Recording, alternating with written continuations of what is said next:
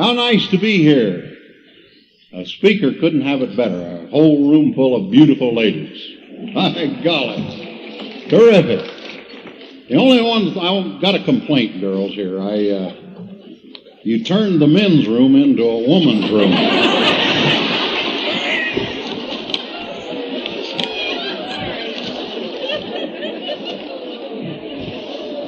Trouble was, you didn't tell me. And I'm standing there. Well, never mind.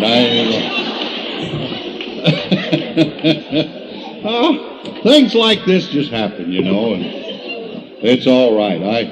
Some fella coming in when I came in this morning, bald-headed fella, some bird done a thing on his head right out there. I said, isn't that the way for some people they sing?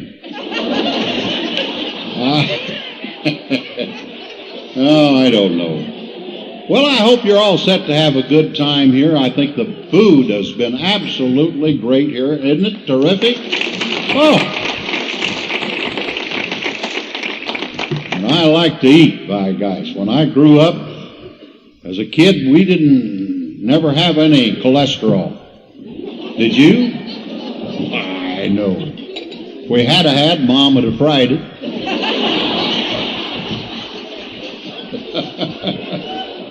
And made gravy out of it. Oh, gee whiz. Not every day is nice for me. Some days things go wrong. I was over in Illinois speaking and up there talking, and some guy on the front row down here is singing. He's singing zippity-doo-dah, zippity-yay, zippity-doo-dah. He just kept going. I thought he was crazy. Then I looked down, sure enough, my doo-dah was unzipped.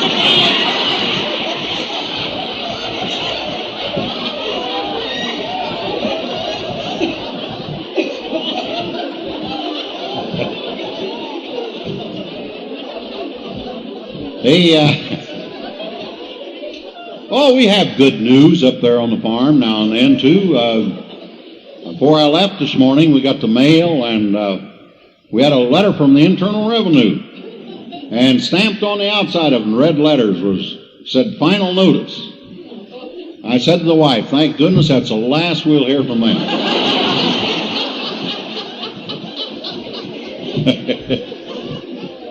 Travel is wonderful. I get around all over the United States to see people from all walks of life, and people are just wonderful. But travel is not always good. The other morning, the wife and I was out early traveling, and we stopped in at a McDonald's to the drive-up window, you know. Put in our order. I tried to start my car, and it wouldn't start. There I was, stalled car, traffic, clear around, you know, bumper to bumper. Oh, were they mad at us. Well, to kind of save face, when we were waiting on the tow car to come and get us, the wife and I sat there and ate 12 of them Egg McMuffins. I never so full in my life, I tell you. But things like that go on. Now, of course, I've got a phone in my car. I imagine a lot of you people have. And that come in handy last winter. We were on our way to Florida, and we got stalled down there in Louisville going across that river. On the bridge, we were stalled there for an hour and a half on that bridge. Well, that's when that phone come in handy. Right, guys? I ordered a pizza.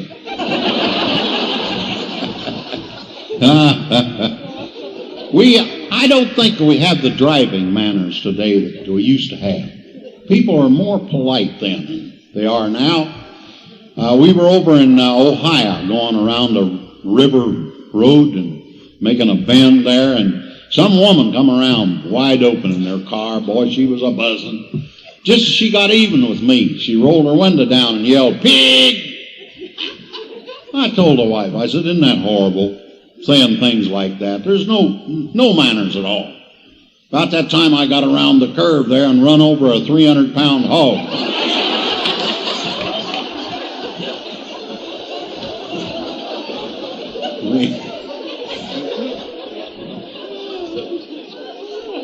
I like the story about the fella driving down the road and the cop pulled him over.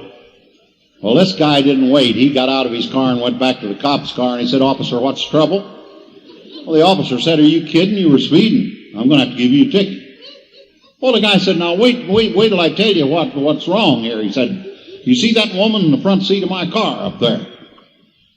Cop looked. He said, "Yeah, I see a woman up there." Well, he said, "That's my wife." And I said, "See the woman in the back seat?" "Yeah, I see the woman, and there's a woman in the back seat." "Yeah. What about it?" "Well," he said, "that woman in the back seat, that's my mother-in-law." Said, "She's been with us about 6 weeks now. And this morning, my mother-in-law and my wife got in a big fight. And said, I was trying to get my mother-in-law home before they made up."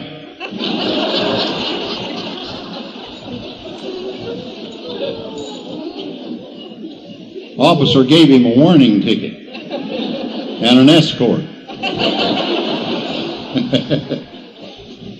My brother and I farm together, since this is a farm women's seminar, up in Cass County, Indiana. And last Thursday, my brother went to the ASC office, and as far as we know, he's still there. Signing her up, huh? That's the reason us farmers don't get AIDS. We don't know where to sign up for them.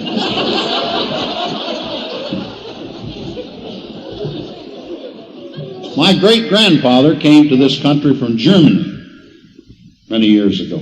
Well, great-great-grandfather. Excuse me, I left one grade out. He came to this country, only knew 3 words of English, but he made a fortune. 3 words were "stick 'em up." That beat farming. But he was some guy. He lived so far back in the hills there that they said he had to have his own tomcat.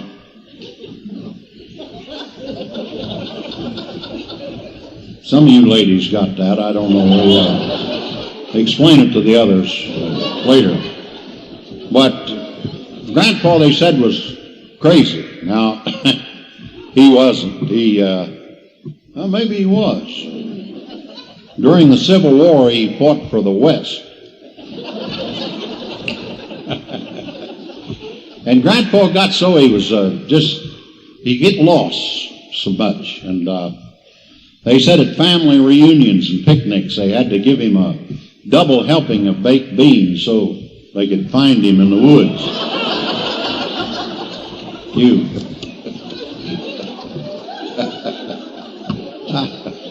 Oh, one lady got that. That's good. Yeah. I go back every now and then to World War II. I was in World War II. Had lots of experiences there. Right from the word go, when you go in the service, you ladies, most of you don't know anything about this, but they give you a physical, which you never forget. You know, I know I walked in this doctor's room. First thing he said, up on the wall, on that shelf, one of them little bottles, said, "Fill one of those." I said, "From here?"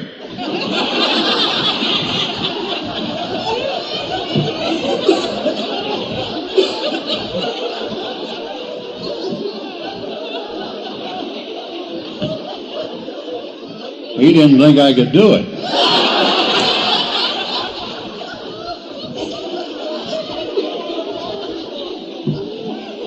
During World War II, everything was secret. You couldn't let anybody know where you were. Your wife, your parents, or anything. And I tried to disguise it in letters back home to let them know. I wrote them a letter one time. I said, "I can't tell you where I'm at, but I shot a polar bear this week." A couple of weeks later, I wrote them again. Said, "I can't tell you where I'm at, but I danced with a hula girl last night." Hey, guys. About 2 weeks later, I wrote them again. I said, "I can't tell you where I'm at now. I'm in the hospital." Doctor said I should have danced with a polar bear and shot the hula girl.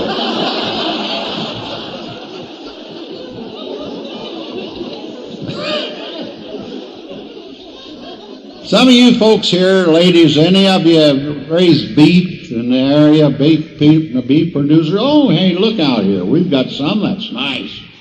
I produce beef, too. I got a cow-calf herd.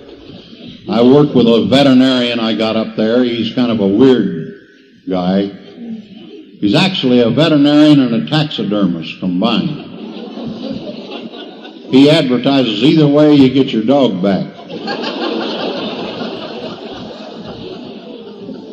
I had a cow that got sick the other day. And I called him up, and he come up, and he looked at her. He said, well, Stubby, she just needs tuning up. She's some antibiotics. Give her some antibiotics. She'll be all right. He said, I'll give you some here. You can give them to her yourself. Well, I said, Doc, how do I do that? Well, he said, you take these powdered antibiotics and you put them in a plastic tube here. This I'll give you. And then he said, you stick that tube down her throat. And then you blow them down in there. Well, I got that old cow caught, Got them antibiotics in that tube. Stuck it down her throat. Got my mouth over it, Dang cow blowed first.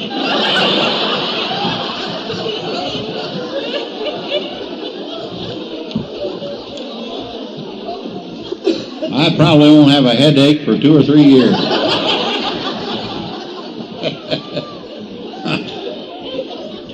If you live out in the country, you find out one thing. Anybody moves to the country from the city, the first thing they do is they go into the livestock business. We had a woman move in from Chicago out in our area, and she wanted to go into the poultry business. So she bought a bunch of hens and a bunch of roosters. Next, she didn't know nothing about it. So she called our county ag agent up on the phone, asked him, said, how long do you leave roosters in with hens? Well, the ag agent was changing the phone from one ear to the other. He said, just a minute. She said, thanks a lot, and hung up.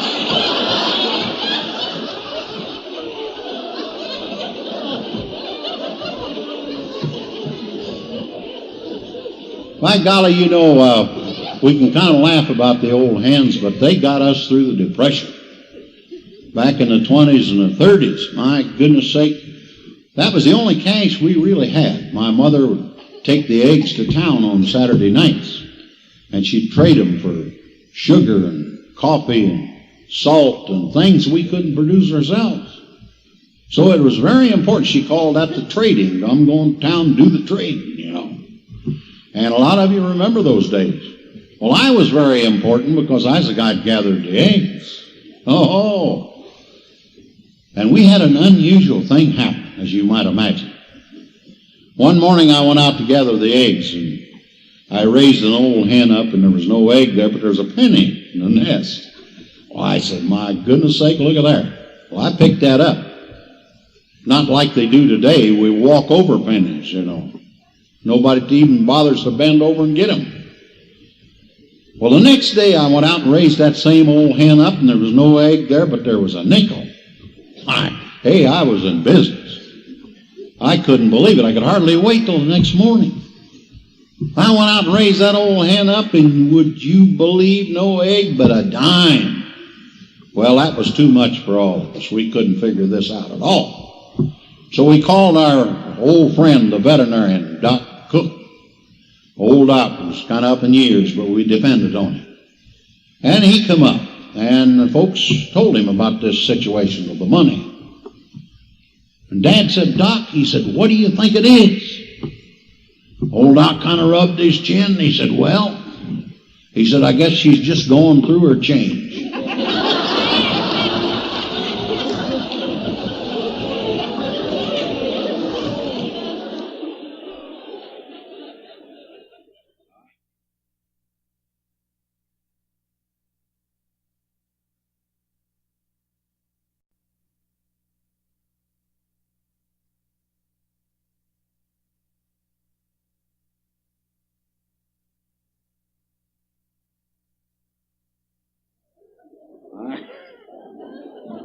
We always wondered about old Doc, really. We used to get a card from him every year saying it's time to bring your dog in for his annual neutering.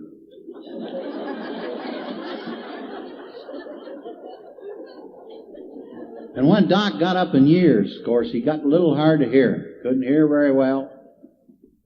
And we had a situation with him on that, too. My dad called him up one day and he said, Doc, he said, got a sick cat over here. Well, Doc thought he said cat, you know. Oh, Doc said, well, he said, I can't come out there now. He said, but you know what to do. He said, give him about a pint of mineral oil. Well, we thought that was a bunch. But Dad said Doc's had an education. He knows what he's doing. So we caught that cat and give him a pint of mineral oil. We saw Doc about a week later in town, and Doc said, say, he said, how'd your calf ever get? Dad said, Doc, I didn't say calf, I said cat. Doc said, oh, my Lord. Said, you didn't give him a pint of mineral oil, did you? Dad said, yeah, we did. Took 4 of us. Got her down him. Doc said, well, where is the cat? Dad said, I don't really know. So the last I saw of him, he was heading over the hill. Had 5 cats with him. Said there was 2 digging, 2 covering up, and 1 scouting for new territory.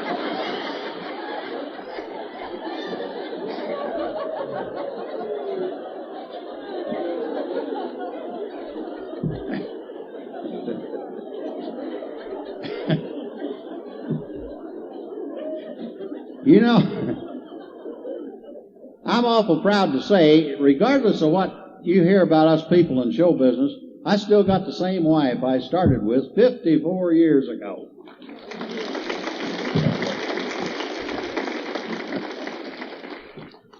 She's a dandy, I'll tell you. I suppose you'd kind of like to know how we met, wouldn't you? You like to know that? Well, I tell you, back in those days, we had a different way of feeding hogs to what they do today. Back then, you used to take a wagon load of ear corn, and you'd pull it out into the center of a clover field.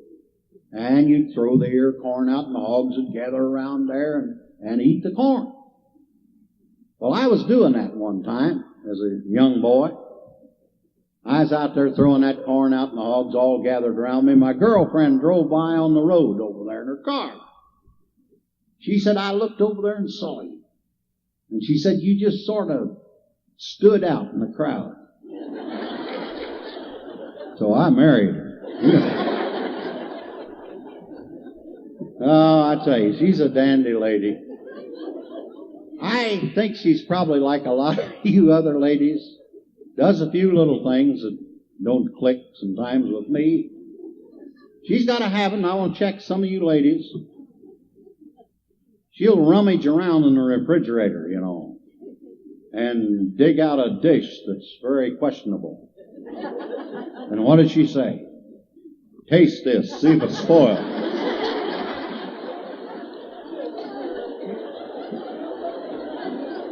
More of you done that, haven't you? I come home one day, she was standing out in the driveway, had a big bowl of white powder stuff. I got out of the car. She said, taste this. Tell me what it is. I took a big bunch of it. I said, that's baking soda. She said, that's what I said, but the neighbor woman swears up and down it's rat poison.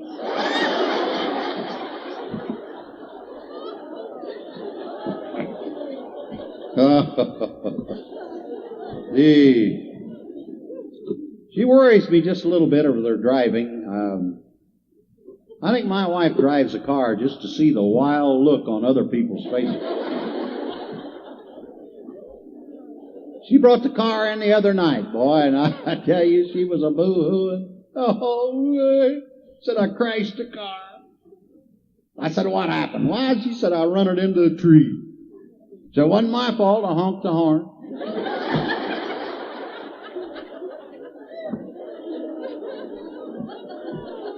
Well, I said, drive it into the carport there. Used to be a garage.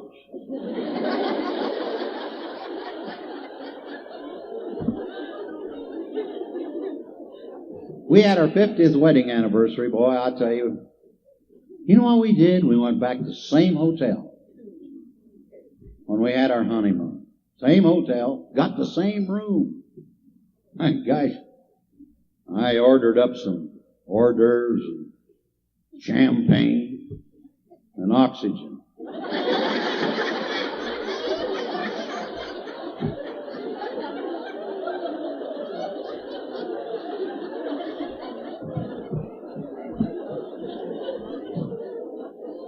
You get up in years a little bit, you start forgetting a few little things. Now, if you do, don't panic. It's no big thing. I mean, it's not mean that you got some big disease of some kind. It just comes natural with little aging. Little things happen to you. The other morning, we was going to put some bacon in the microwave. She opened the door of the microwave, and there was the green beans from the night before. Look at the heads nodding out here. We've all done her a time or two. Oh, gosh. I was telling a friend of mine, a guy by the name of Pete Moss,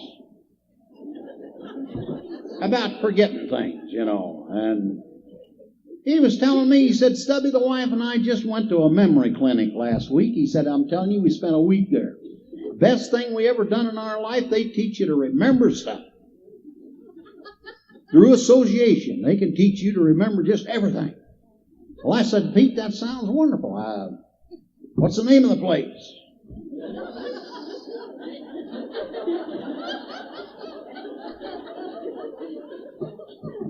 There's a flower. It's red, got a thorn on it. I said, Rose. He said, that's it. Rose, tell Stubby the name of that clinic.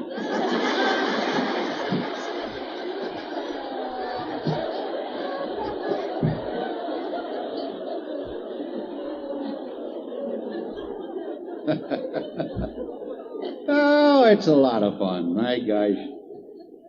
A lot of people like to know, any of you people read my thing in Prairie Farmer? Look at that. Thank you. My goodness. Really appreciate that. Sometimes I write that thing and I say, I wonder if anybody ever reads this stuff. We're glad. If it brings you a little joy, well, that's what it's for. People like to know where I get my things, where I see things, and where I hear things, and write things. Well, I am a writer. That's helped me down through the years. I don't know if any of you remember the old Don McNeil Breakfast Club? March Around the Breakfast? Oh, yeah. Great old show. I was one of the writers on that for many years. Don McNeil's still around, too. Well, I tell you, that helps when you can create things. I can take a situation and create a funny out of it. And that's always been a great benefit. And then, of course, people send me jokes, stories, things, and once in a great while, something funny happens to you. And it did to us. And I got to tell you this, and it's true. How many of you have been to Mackinac Island? Any of you? Oh, hey, a lot of you. You didn't drive there, did you? You get water in your carburetor. No, you have to take a boat out to this island, and it's a beautiful little island. A nice hotel there, the Grand Hotel.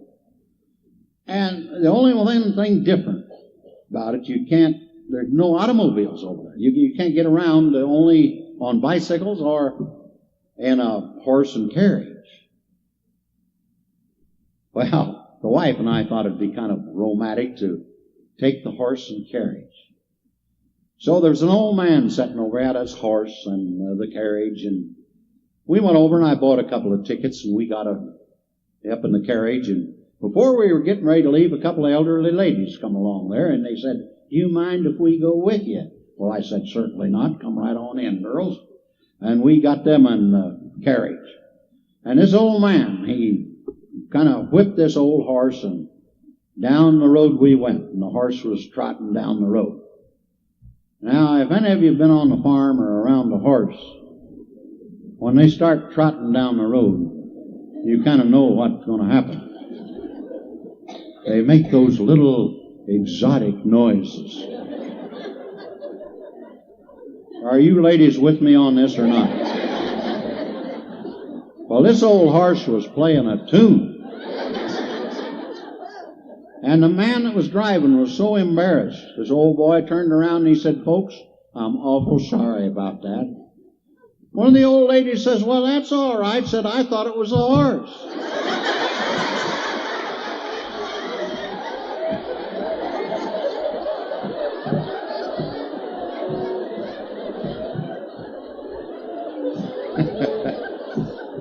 That is a true story. That's a true story. I nearly fell out of that carriage right there.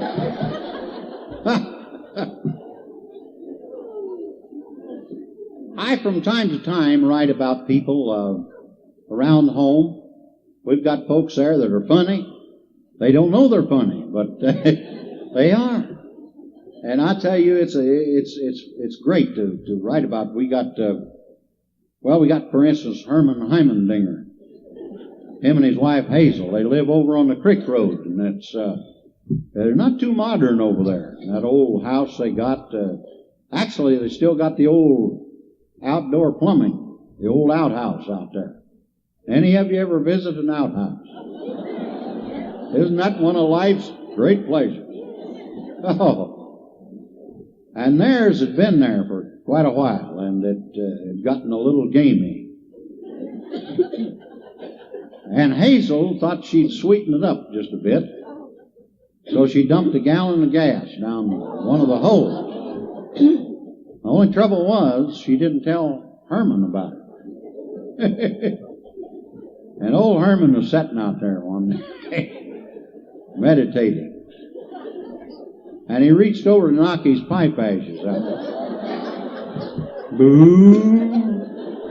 This huge explosion, you know. And they picked old Herman up about 100 feet downwind. Brushed him off. Said, "Herman, what happened?" "Oh," he said, "I don't know." Said, "Must have been something I ate."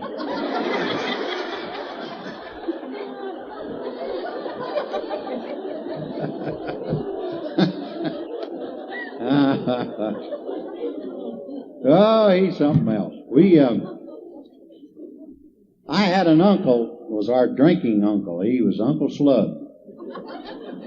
And he used to drink that stuff, make him see double and feel single. And Uncle Slug, I tell you, Aunt Martha, his wife, tried everything in the world to break him of this horrible drinking habit. And she rented a devil's suit at the costumers. Had a tail and horns and a pitchfork, a red suit. She was going to scare the devil out of him, thinking maybe that'd do it. So she got the thing rented, and she waited for her chance, and she got it. One morning about 2 o'clock, here come old Uncle Slug home, kind of wobbling down the sidewalk. She saw him coming. She got that suit on, got behind a big tree right in front of the house.